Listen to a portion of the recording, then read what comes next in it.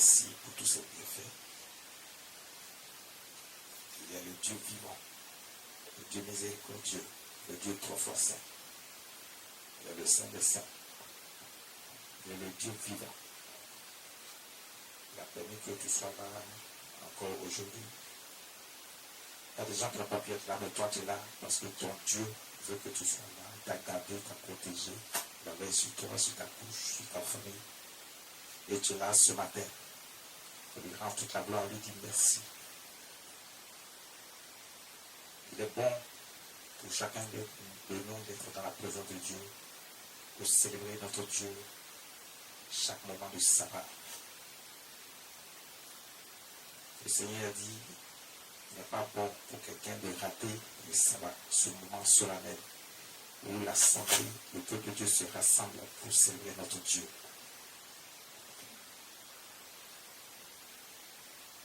Ce matin, que chacun prenne sa Bible et dispose son cœur maintenant pour recevoir la parole de Dieu. Que chacun prenne sa Bible et dispose son cœur pour recevoir la parole de Dieu, qui est la nourriture de notre âme. Sans la parole de Dieu, on est désorienté. On ne sait pas ce qu'on fait. Mais avec la parole de Dieu, on sait ce qu'on fait. Parce que c'est Dieu qui nous guide. C'est le Saint-Esprit qui nous guide. Ce matin, nous allons voir quelque chose d'important que le Saint-Esprit veut nous enseigner. Prenez vos Bibles. Dans le livre de Habakkuk, le 2e chapitre, à partir du verset 3. Le Saint-Esprit veut nous enseigner quelque chose d'important aujourd'hui. Habakkuk, chapitre 2, le verset 3. Habakkuk chapitre 2, verset 3. Car c'est une prophétie dont le temps est déjà fixé. Elle marche vers son terme et elle ne mentira pas. Habakkuk chapitre 2, verset 3. Car c'est une prophétie dont le temps est déjà fixé. Elle marche vers son terme et elle ne mentira pas. Habakkuk chapitre 2, verset 3. Je sais que beaucoup de gens se souviennent de ce verset. La majorité des gens aiment ce verset. Ah, tout le monde aime ça. Car c'est une prophétie dont le temps est fixé. Elle marche vers son terme. Elle ne mentira pas. Si elle tarde, attends-la, car elle s'accomplira certainement. Dieu dit à son peuple, c'est une prophétie dont le temps est fixé. Donc, écoutez, ce matin, on va voir quelque chose d'important. Dieu dit, quand une prophétie est relâchée sur ta vie, parce que ce que beaucoup de gens ont fait jusqu'à ce jour, quand on leur dit des prophéties, ils ont reçu la prophétie, et puis ils sont assis. Ils attendent que la prophétie se réalise, parce que le verset ici dit, le temps est fixé, elle marche vers son terme, elle ne mentira pas. Les gens se basent sur certains points. Elle ne mentira pas. La prophétie ne mentira pas. Si elle tarde, donc il se base encore sur ce point-là. Si la prophétie tarde, attends-la. Et le dernier élément sur lequel les gens se basent encore pour attendre, c'est elle s'accomplira certainement. Bien sûr que la prophétie s'accomplira certainement. Pourquoi? Parce que c'est Dieu qui a dit. C'est Dieu qui a dit. Et si Dieu a dit, ça veut dire que la prophétie va certainement s'accomplir.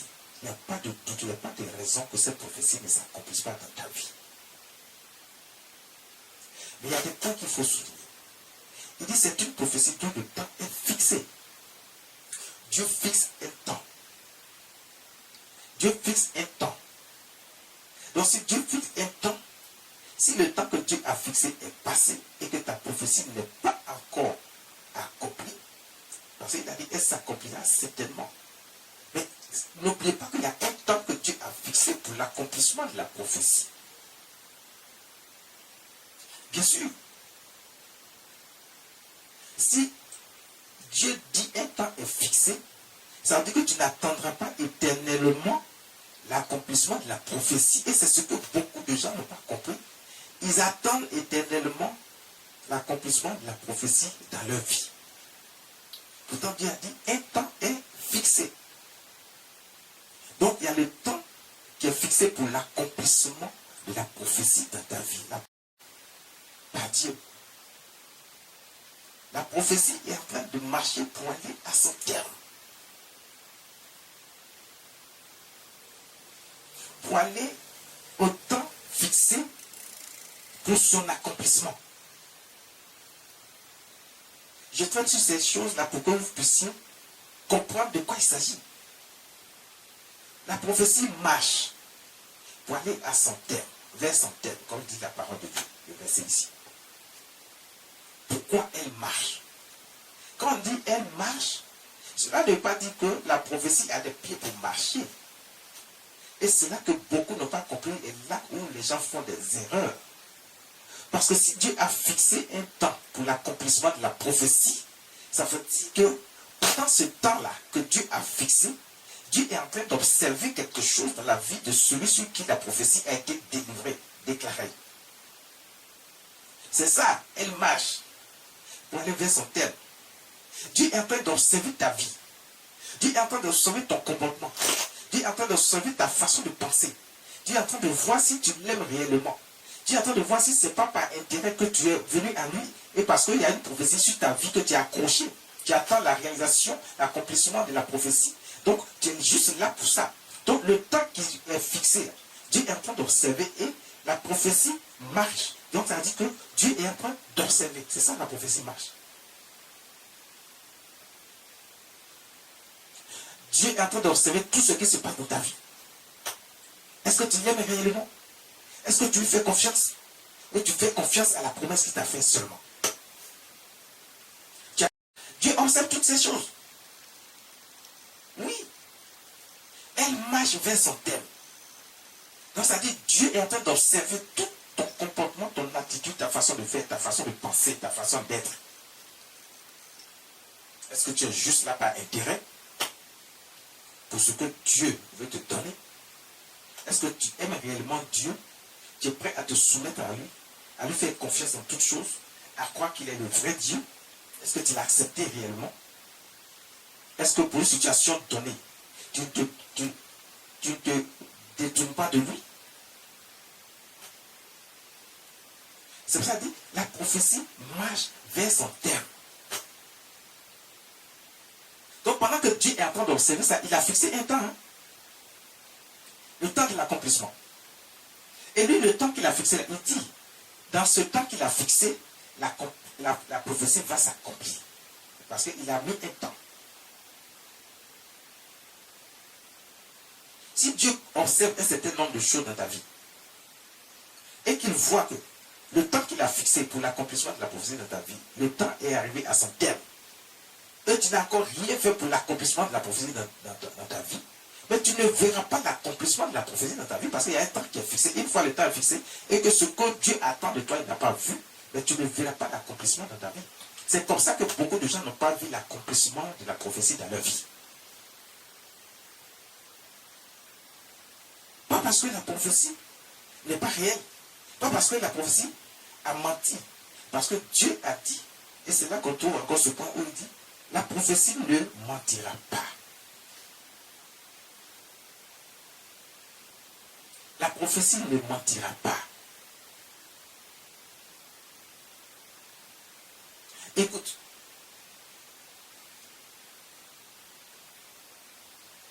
La prophétie ne mentira pas.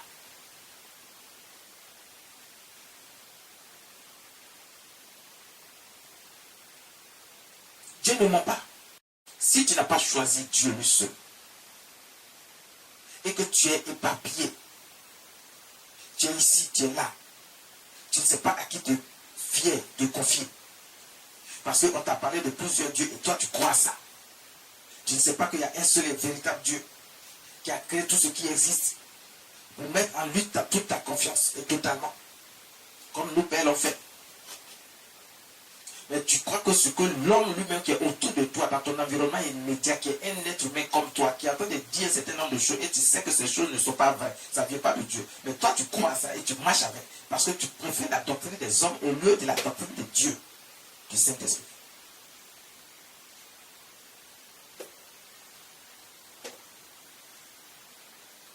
C'est pas bon. C'est absolument pas bon. Dieu n'aime pas ça. Donc pendant ce temps, Dieu te dit, lui, sa prophétie, là, elle ne mentira pas. Parce que lui, il sait ce qu'il a fait, il sait ce qu'il a dit. Il détient toutes choses, il a créé toutes choses, tout lui appartient. Il n'y a rien qui est impossible à Dieu. Donc s'il a dit quelque chose, est-ce que ça ne va pas s'accomplir? Ça va s'accomplir. Mais il attend déjà, toi, ton comportement, ton attitude envers lui. Est-ce que tu l'aimes? Tu l'as choisi réellement? Est-ce que tu crées réellement Dieu? Est-ce que tu lui fais confiance? Ou tu fais confiance à ce qu'il veut te donner? Et c'est comme ça que beaucoup ont raté l'accomplissement de la prophétie dans leur vie. Parce qu'ils n'ont pas compris réellement. Dieu dit, un temps est fixé. Donc pendant ce temps-là, toi tu fais quoi? Est-ce que tu aimes ton prochain? Est-ce que tu es un peu, lorsque tu es un peu, tu partages avec ton prochain? Est-ce que tu ne gardes pas rancune envers ton prochain? Est-ce que tu n'as pas de la haine contre ton prochain? Est-ce que tu ne mens pas beaucoup? Est-ce que tu ne voles pas? Est-ce que tu n'es pas dans les choses bizarres? Est-ce que tu n'es pas allé chercher des solutions ailleurs avec des soi-disant d'autres dieux?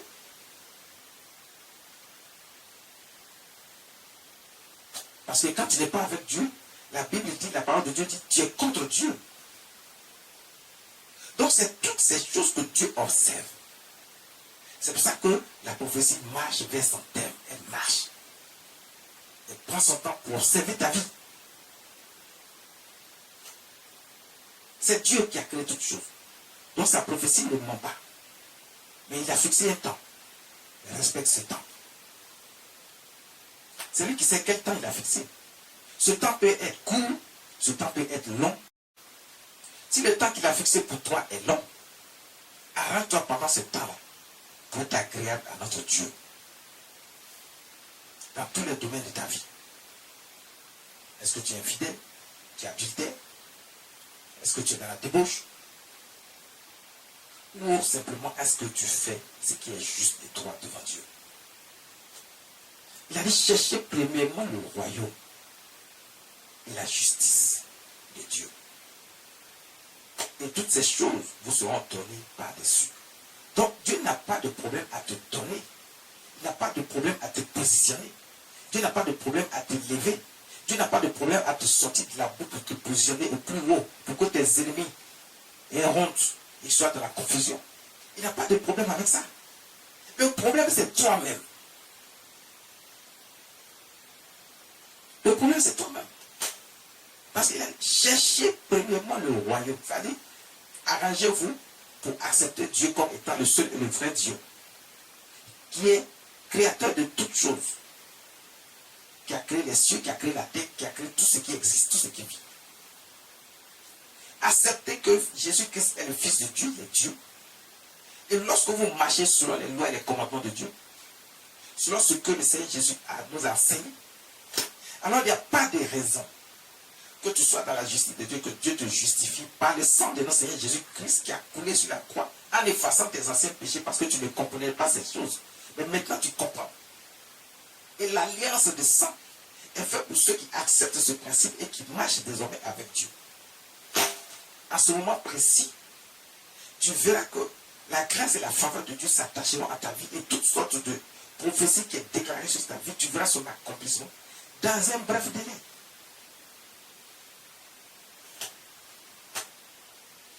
Le thème que le Saint-Esprit veut nous enseigner aujourd'hui, Dieu est en train de dire, ne rate pas l'ultime marche. Ne rate pas l'ultime marche. Ne rate pas l'ultime marche. Il y a des gens, la prophétie a été déclarée sur leur vie. La prophétie a été déclarée. Ils sont en train de partir vers l'accomplissement au temps fixé. Mais c'est au moment où ils sont presque arrivés, c'est là qu'ils sont découragés. Au moment où ils sont déjà arrivés, au moment où Dieu veut maintenant amener l'accomplissement de la prophétie qui ne ment pas dans leur vie, pour qu'ils voient réellement la main de Dieu dans la vie, la gloire de Dieu dans leur vie. C'est à ce moment-là qu'ils se découragent. C'est à ce moment-là qu'ils se détournent de Dieu. D'autres s'en vont voir ailleurs. D'autres ne croient plus en Dieu, n'ont plus la foi, ils ont perdu la foi. Alors qu'ils sont déjà arrivés au terme, au temps fixé. Ils ont tenu jusqu'à maintenant. Maintenant qu'ils doivent rentrer dans la grâce et dans la faveur de Dieu pour l'accomplissement de la prophétie dans leur vie, pour recevoir maintenant. C'est à ce moment-là qu'ils se découragent. C'est à ce moment-là qu'ils s'en vont voir ailleurs. C'est à ce moment-là qu'ils cherchent d'autres dieux, d'autres solutions ailleurs. Ils trouvent que Dieu, lui, il n'a pas la solution à leur problème. Mais si Dieu n'a pas la solution à ton problème, qui sur la terre des vivants et dans les cieux peut avoir la solution à ton problème? Puisque tout ce qui existe là, même les hommes vers qui tu t'en vas, ceux que tu crois qu'ils peuvent faire des choses rapidement pour toi, mais ils sont tous créés par Dieu. Et tout ce qu'ils font vient de Dieu. Il a dit tout ce qu'ils font. Dieu dit, ils utilisent les éléments de Dieu pour dire qu'ils peuvent faire, ils ont des pouvoirs. Non, ils n'ont aucun pouvoir pour accomplir ce que la prophétie dans ta vie. Parce que ce que Dieu t'a donné là, ce n'est pas un homme qui t'a donné. C'est Dieu qui t'a donné.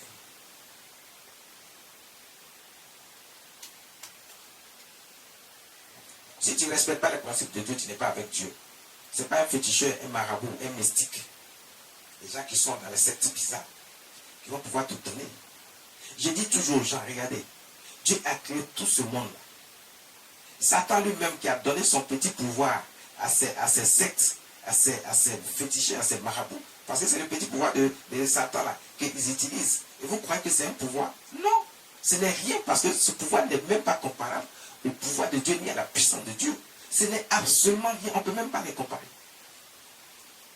Quand tu prends le pouvoir de Satan qu'il a distribué aux gens qui sont dans les sectes, dans les choses mystiques ou dans le maraboutage, c'est des choses qui ne sont absolument rien, ils ne sont pas comparables. Ça veut dire que ça n'existe pas. Si on veut faire une comparaison, c'est comme si ce pouvoir n'existe pas. Voici la différence. Donc, on ne peut pas vous attacher à ces choses et puis croire que ces gens-là peuvent faire quelque chose pour vous. Pendant que tu crois que ces personnes-là peuvent faire quelque chose pour toi, Dieu peut mettre fin à ce qu'ils sont en train de faire. Il peut enlever le pouvoir, le petit pouvoir là qui est sur eux là, pour mettre fin à ce qu'ils sont en train de faire. Parce que toi, tu as laissé Dieu pour aller voir ailleurs. Et Dieu peut retirer le petit pouvoir qu'il a mis en eux. Il peut mettre fin à ce qu'ils sont en train de faire. Donc, il ne peut rien faire pour vous. D'ailleurs, tout ce qu'il vous propose sont des choses volées. Donc, Dieu peut arracher ces choses. Il peut bloquer ces situations. Dieu se le donne. Il dit, toutes ces choses vous seront données par-dessus. Si tu es avec Dieu, ce que tu attends, ce que tu cherches est ton héritage. Ça t'attend. C'est ton héritage. Ne rate pas l'ultime marche. La dernière marche, ça dit que tu prends l'escalier jusqu'à, on dit tu vas au 18e étage. Tu es au 18e étage, presque. Il reste juste une marche et puis tu es au 18e étage. Mais la seule marche qui reste pour être au 18e étage, là, dès que tu es arrivé et tu as vu la dernière marche, toi tu dis non, c'est trop compliqué. Viens faire là, c'est trop compliqué. Moi, je retourne. Et tu refais les 18 étages là encore en arrière. Parce que tu n'as pas compris que tu es déjà arrivé. Et que où tu es arrivé là, il suffisait de franchir la dernière marche, l'ultime marche. Pour recevoir la récompense, parce que c'est le temps de la récompense à ce moment précis. Les anges t'attendent pour te donner ce que tu attends. Dieu a déjà donné des instructions. Le Seigneur Jésus a déjà donné des instructions pour que tu reçoives, tu sois positionné. Tu quittes les problèmes, tu quittes les ténèbres, tu quittes la boue pour être positionné au plus haut niveau. Les anges t'attendent pour t'honorer. Et puis c'est à ce moment-là que toi tu te décourages et que tu cherches à aller trouver une solution ailleurs. ne rate pas l'ultime marche. C'est le thème que le Saint-Esprit nous enseigne aujourd'hui. Ne rate pas l'ultime marche. Qu'est-ce que le verset 4 nous dit? Voici, son âme s'est enflée. Elle n'est pas droite à lui. Mais le juste vivra par la foi. Le juste vivra par la foi. Crois en ce que Dieu a promis pour toi. Crois à ça. Aie confiance. Donc tu as besoin d'une foi, une grande foi, une foi importante, une foi qui ne tarit pas.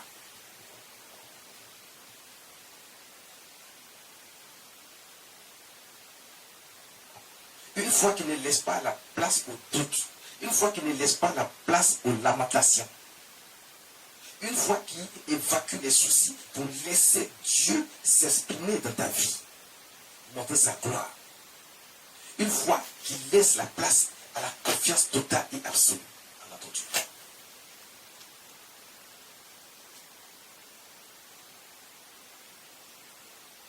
Ne laisse pas. Ne rate pas l'ultime marche. Ne rate pas l'ultime marche. Lorsque tu es arrivé, c'est à ce moment-là que toi tu vas rater ta marche. On va voir 1 Samuel chapitre 9 à partir du verset 5. 1 Samuel chapitre 9 à partir du verset 5. Faisons rapide pour la lecture.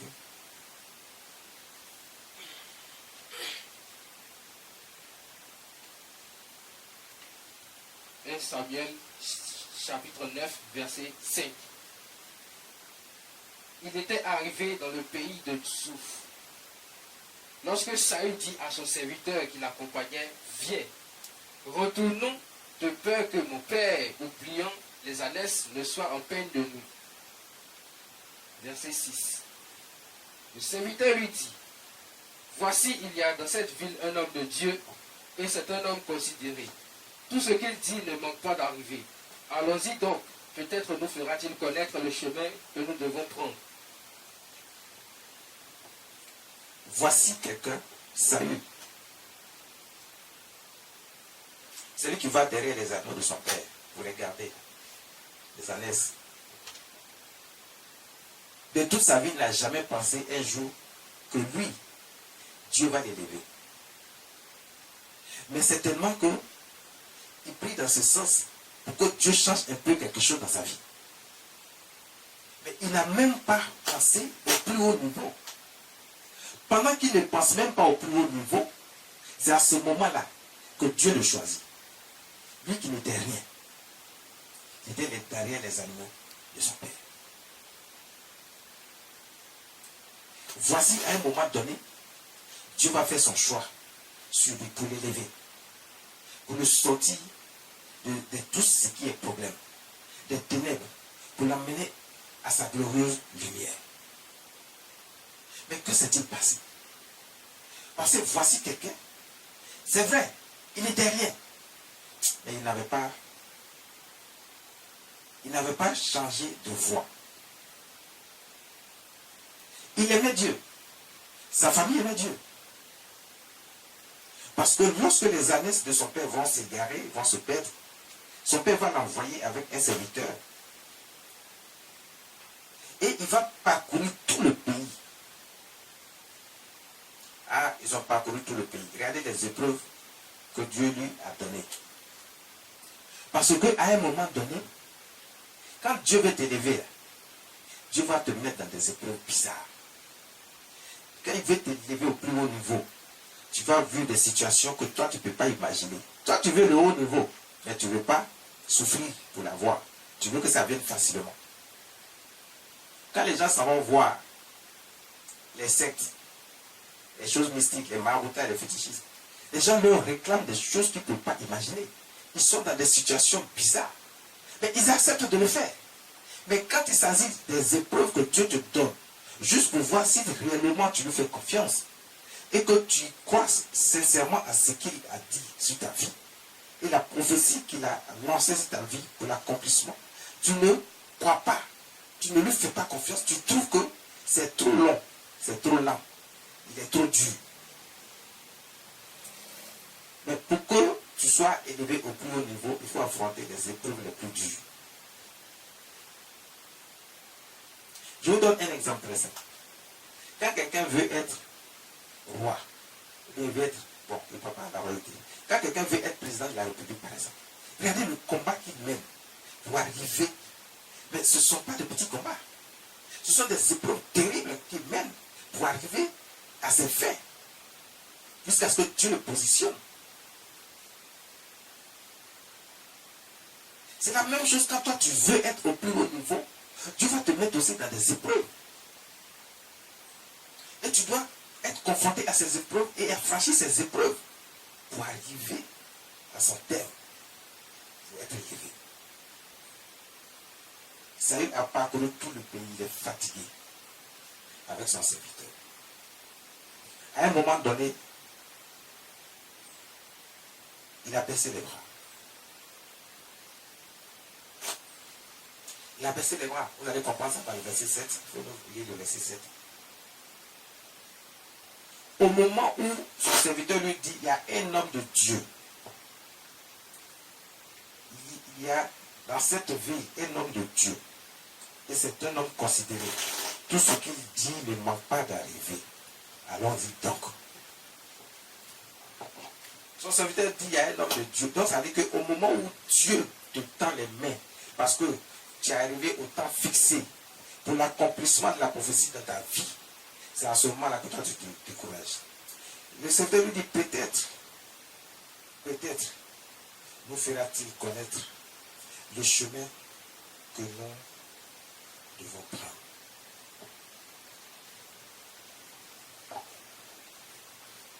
Le serviteur dit, alors vois l'homme de Dieu. Donc ça dit que le temps fixé est arrivé. Saül, il va répondre quoi? Qu'est-ce qu'il dit? Saül dit à son serviteur, mais si nous y allons, que porterons-nous à l'homme de Dieu? Car il n'y a plus de provisions dans nos sacs, et nous n'avons aucun présent à offrir à l'homme de Dieu. Qu'est-ce que nous avons? C'est vrai. La parole de Dieu le dit et c'est très clair. On ne peut pas aller voir Dieu les mêmes vides. On ne peut pas consulter Dieu les mêmes vides. On ne peut pas voir Dieu les mêmes vides. Il faut toujours aller avec une offrande. Quel que soit le type d'offrande, il faut toujours aller. Quand tu vas vers Dieu, pour consulter Dieu, il faut toujours une offrande. Saül le savait. Mais là, la réalité, c'est que le diable va faire. Parce qu'effectivement, ils ont parcouru tout le pays, donc tout ce qu'ils avaient en main, eux-mêmes, ils ont fini de consommer tout. Que ce soit l'argent ou les provisions, tout. Ils ont tout consommé. Maintenant, il se décourage parce qu'il est arrivé à la dernière marche où Dieu lui tend la main pour l'accomplissement de sa prophétie sur sa vie. C'est à ce moment-là qu'il se rend compte qu'ils n'ont plus rien pour offrir à l'homme de Dieu. Mais on a toujours quelque chose à offrir à l'homme de Dieu. C'est parce que les gens ne veulent pas le faire qu'ils pensent qu'il n'y a rien à offrir à l'homme de Dieu. Parce que quelle que soit l'offrande que tu vas offrir, c'est l'action là que Dieu regarde. Donc le type d'offrande, seulement il ne faut pas rester juste les mains vides, mais il faut faire quand même un geste qui vient de ton cœur. Et ce geste-là, c'était l'ultime marche. Il n'avait pas ça. Parce que lui, il sait que tout a été consommé. Et son serviteur va lui dire non. Quand Dieu dit la prophétie ne ment pas, c'est là que tout prend son sens. Lui pense qu'il n'y a plus rien pour atteindre la dernière marche. Et son serviteur lui dit ah non, il y a encore quelque chose pour juste franchir la dernière marche. L'ultime marche. Pour aller recevoir la récompense. Lui-même, il ne savait pas, il n'y croyait pas. Son serviteur dit, j'ai encore quelque chose ici, avec moi. Il dit, j'ai quelque chose avec moi. Nous allons prendre ça, nous allons aller voir l'homme de Dieu.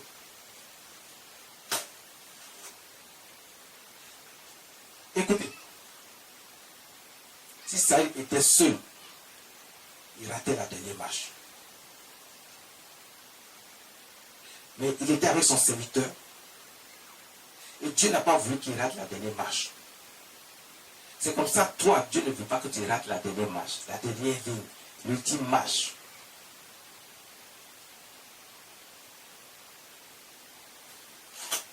Au moment où tu dois recevoir la récompense, Dieu ne veut pas que tu rates ça. Ne change pas d'avis. Ne te décourage pas. Aie toujours confiance en Dieu.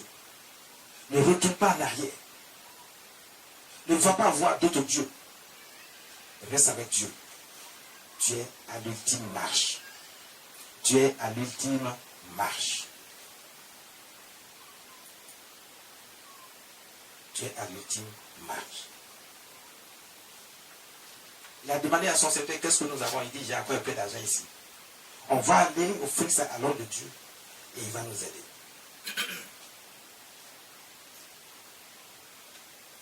Le verset 16. Verset 16. Demain à cette heure, je t'enverrai un homme du pays de Benjamin, et tu le rendras pour chef de mon peuple d'Israël. Il sauvera mon peuple de la main des Philistins, car j'ai regardé mon peuple, parce que son cri est venu jusqu'à moi. Vous voyez, pendant que tu veux rater la dernière marche, l'ultime marche, qui t'amène à la récompense, pour être positionné, Dieu lui-même, il a déjà déployé tout pour te recevoir, pour te récompenser. Mais toi, tu ne sais même pas qu'il a déjà tout déployé pour te récompenser. C'est dans ce moment-là que toi, tu changes d'avis. Si Saül était vraiment découragé qu'il partait, qu'il n'a pas écouté son serviteur, parce que c'est son serviteur, il pouvait ne pas l'écouter. Il pouvait dire, ah là, on a parcouru tout le pays, je suis fatigué, retournons. Ce n'est plus la peine. Qu'est-ce qui prouve qu'on va trouver ce temps de Dieu? Mais Dieu avait déjà tout préparé pour le recevoir. Mais lui ne savait pas. C'est comme ça que Dieu a tout préparé pour te recevoir, pour l'accomplissement de la prophétie dans ta vie. Mais tu ne sais pas. Au moment où il faut aller maintenant à la récompense, c'est là que tu changes d'avis. C'est là que tu te décourages. C'est là que tu crois que Dieu ne peut rien faire pour toi. C'est là que tu crois que Dieu lui prend son temps. Dieu ne prend pas son temps. C'est toi que Dieu regarde. Tu arrives à l'ultime marche et c'est là que tu peux retourner. Alors que Dieu a déployé toutes choses. Dieu veut, pendant que lui il était en train de dire qu'il n'y a plus rien, il doit retourner. Dieu avait déjà dit à l'homme de Dieu, le prophète Samuel, il lui a dit, demain à la même heure, j'envoie quelqu'un vers toi. Tu vas le oindre comme roi. C'est lui que j'ai choisi. Dieu t'a choisi pour t'élever, pour te positionner. Et tu ne sais même pas. La prophétie a été relâchée sur ta vie. Parce qu'il y a des épreuves dans ta vie. Toi, tu laisses l'ultime marche, la dernière marche qui reste pour recevoir ta récompense, et tu retournes dans autre chose qui n'a rien à voir avec Dieu. Pourquoi tu fais ça?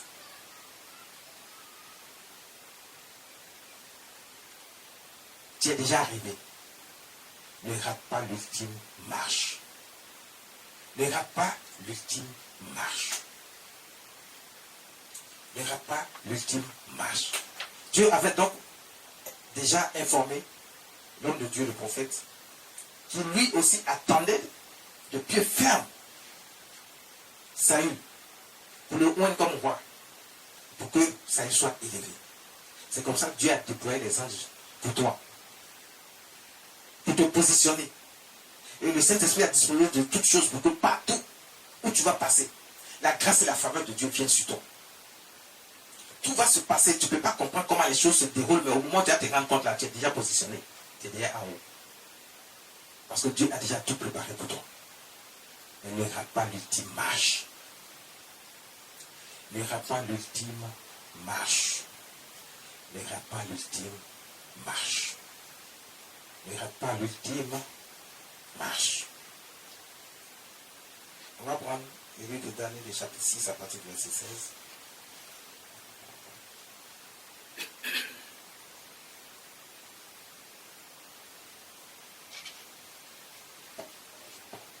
Daniel chapitre 6, verset 16. Daniel chapitre 6, verset 16. Alors le roi donna l'ordre. On emmena Daniel et qu'on le jeta dans la fosse aux lions.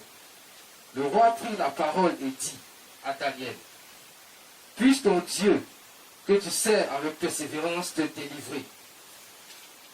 Puisse ton Dieu que tu sers avec persévérance te délivrer. Daniel, parce qu'il est avec Dieu, les épreuves vont venir. Dieu lui-même va envoyer les épreuves dans la vie de Daniel. Parce que Daniel aimait Dieu, il marchait avec Dieu. Donc ce n'est pas parce que tu es avec Dieu que tu n'auras pas d'épreuves. C'est ce que tu dois comprendre en fait. Parce qu'il y a des épreuves, Et les plus difficiles même là, c'est Dieu qui envoie ça dans ta vie. Mais Dieu veut voir comment tu vas réagir. Dieu veut voir comment tu vas réagir. On décide de faire jeter Daniel dans la fosse au lion pour que les lions le mangent. Quelle épreuve! Parce que Dieu voulait élever Daniel, qui avait été emmené dans ce pays étranger comme esclave. Il était avec beaucoup d'autres jeunes. Il était avec 3 de ses compagnons. Parce que Dieu voulait élever Daniel et ses compagnons. Dieu lui a donné de ces épreuves que tu ne peux pas imaginer. Ses compagnons devaient être jetés dans la fournaise ardente. Mais quand ils devaient être jetés dans la fournaise ardente, au moment où ils sont arrivés à ce stade de leur vie, ils n'ont pas flanché. Ils ne se sont pas lamentés. Ils ont fait confiance à Dieu. Ils ont gardé leur confiance, ils ont dit au roi, le Dieu que nous servons nous délivrera. Et Dieu les a délivrés parce qu'ils ont jeté les compagnons de Daniel dans la fournaise ardente. Ils étaient 3. Et lorsque ceux qui les ont jetés, ils ont ouvert la fournaise, la porte de la fournaise, ils ont jeté, ceux qui ont jeté les compagnons de Daniel ont été consumés dehors. Mais les compagnons de Daniel, ils sont restés intacts dans la fournaise. Et le roi de très loin, il voyait une 4e personne qui était avec eux. Pourtant, ils sont 3. Il demande autour de lui, mais on avait jeté combien de personnes? On lui dit 3. Il dit, mais je vois une 4e personne. Oui, parce que Dieu envoie toujours quelqu'un dans l'épreuve pour toi. Tu crois que Dieu t'a abandonné parce qu'il t'a mis dans les épreuves? Non. Dieu ne t'abandonne pas parce qu'il a mis des épreuves difficiles devant toi. Ce n'est pas parce qu'il te met dans les épreuves que Dieu t'abandonne. Dieu ne t'abandonne pas. Mais pendant qu'il te met dans les épreuves, Dieu attend que tu réagisses en sa faveur. Dieu veut que tu te souviennes qu'il est Dieu et il est capable de tout et rien ne lui est impossible. Que quelle que soit la situation, lui seul, il est capable de tout. Il est le Dieu de l'impossible, il peut te délivrer de tout. Donc il peut te donner tout. Il a tout créé. Et il est au-dessus de toute puissance. Qu'est-ce qu'il ne peut pas faire pour toi? Qu'est-ce qu'il ne peut pas faire? Qu'est-ce que Dieu ne peut pas faire pour toi? Dieu peut tout. Les compagnons de Daniel sont sortis de la fournaise ardente intacts. Rien n'a été consumé sur eux, même pas leurs cheveux. Daniel aussi. Dieu a envoyé un ange fermer la bouche des lions pour qu'ils ne mangent pas Daniel. D'autres même se sont constitués comme lit. Il s'est couché, il a dormi.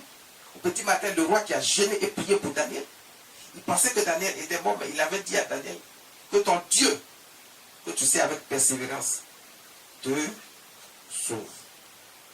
Et le Dieu de Daniel l'a sauvé. Et le roi lui-même, qui n'était pas encore à ce moment-là avec le Dieu de Daniel, il croyait que Daniel avait raison, il lui faisait confiance. Il a jeûné et prié le Dieu de Daniel. Mais pendant qu'un roi même qui était déjà roi, qui avait déjà tout à sa disposition, il craint Dieu et qu'il croit que Dieu, le seul et le vrai créateur des cieux et de la terre, existe et qu'il faut s'attacher à lui. C'est à ce moment-là que toi tu te détaches de lui, tu te décourages pour aller voir ailleurs. Le roi lui-même, il a jeûné, il a prié pour Daniel. Le Dieu de Daniel, pas un autre Dieu. Daniel a été sauvé. Le roi est venu très tôt le matin. Il crie, il espérait que Daniel réponde et ce qu'il a aspiré, il a eu. Il crie, Daniel, Daniel. Sa voix ne sort même pas parce qu'il pensait que Daniel était mort. Mais en même temps, il espérait que Daniel soit vivant.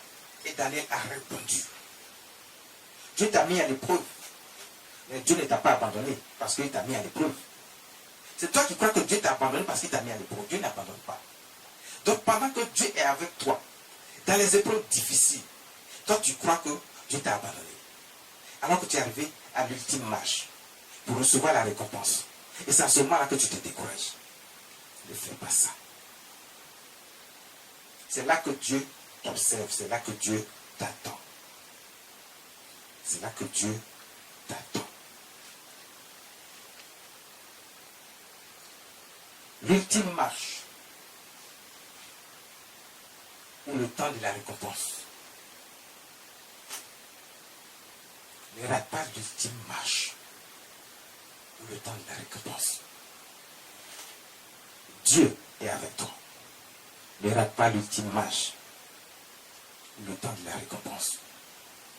Parce que ton Dieu ne t'a pas abandonné, ne t'a pas laissé. Ton Dieu ne t'a pas abandonné, ne t'a pas laissé. Ne rate pas l'ultime marche.